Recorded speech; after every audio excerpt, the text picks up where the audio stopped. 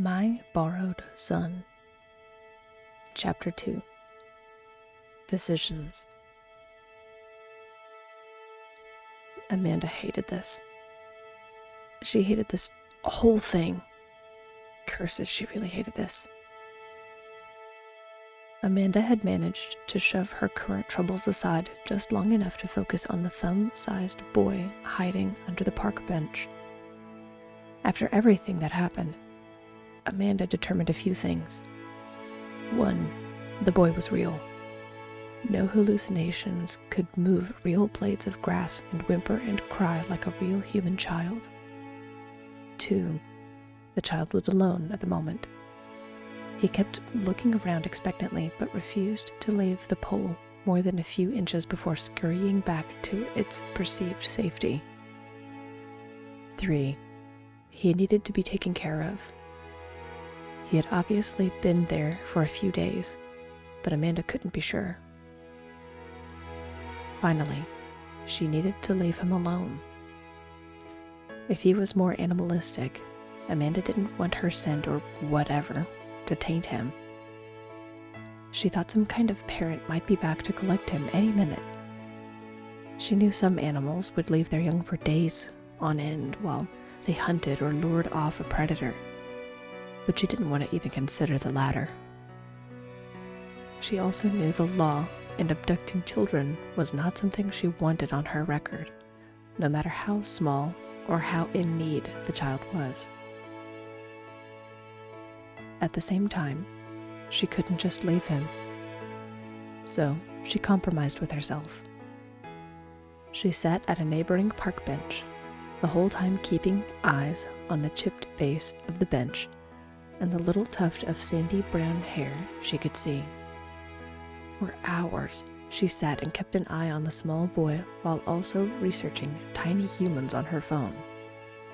Sadly, she only found communities of authors and artists fascinated with small people with tales called Littles, which was part of a larger series written by John Peterson. There were other references to small, human-like beings who possessed sentience, but who knew what the little boy actually was? In all honesty, Amanda was focused so intently on the boy, not only because of the whole situation, but because the distraction was a welcome one.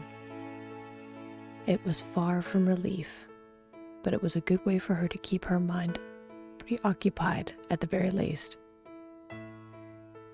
The tension of what to do next with her life and what to do with the boy loomed over her like the impending night. What made the evening even more tense was that the neighborhood kids came and began to play on the playground, kicking their soccer ball dangerously close to the thumb-sized boy's hiding place. It was on the second time that Amanda moved back and sat on the bench just over the boy's hiding spot that her anxiety began to calm.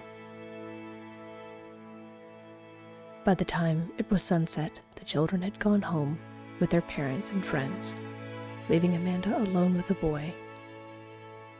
Amanda checked again and again, and sure enough, there was the little boy slumped over, barely awake. He had to be so tired.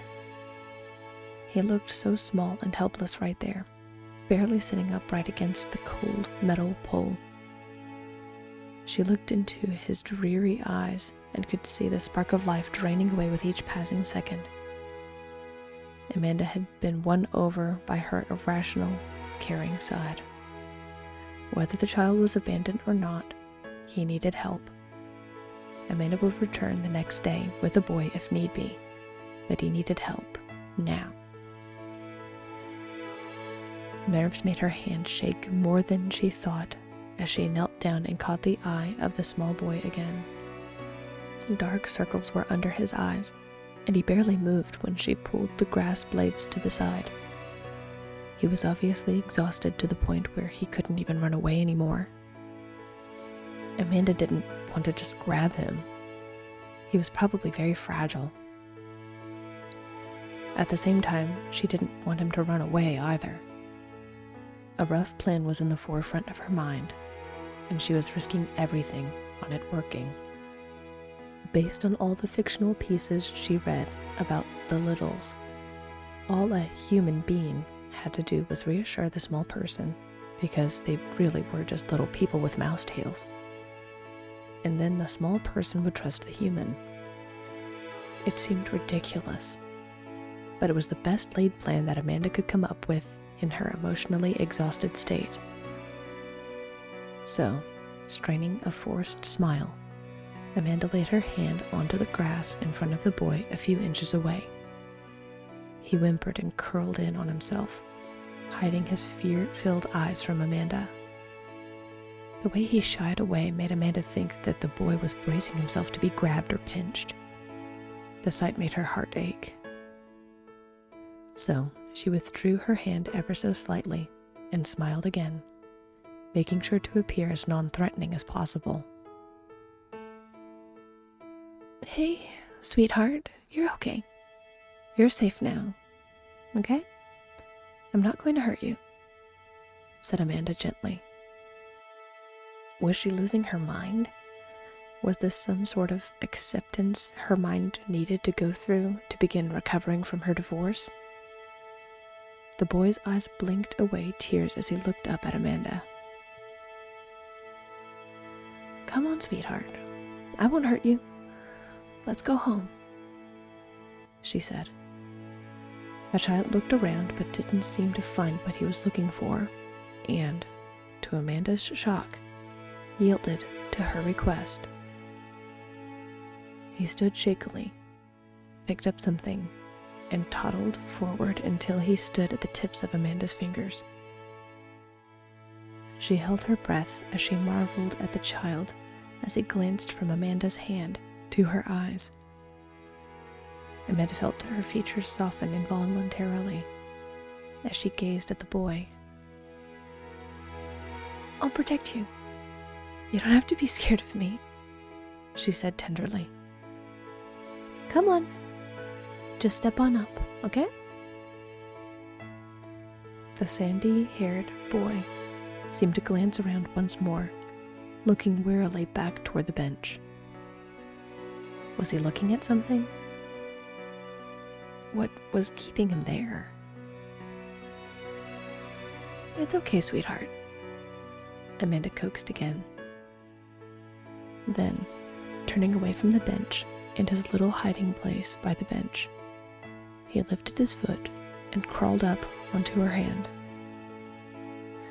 A shiver ran through her body as she felt his weight in her hand.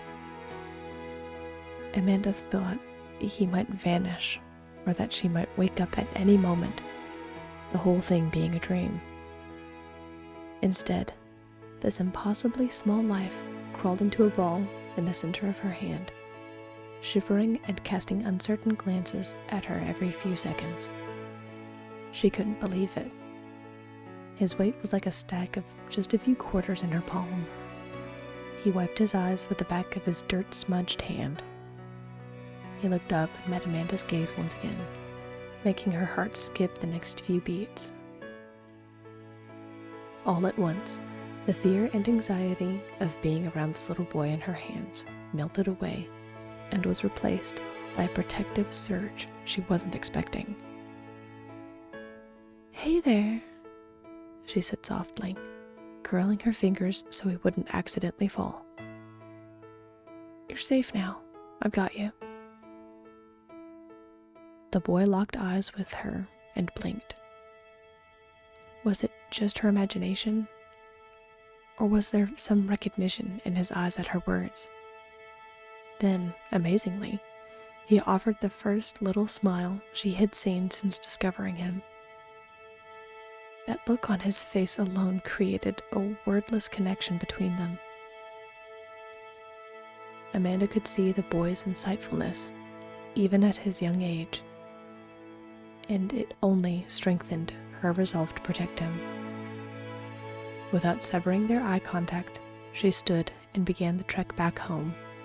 Amanda never had such a nerve-wracking walk back to her apartment.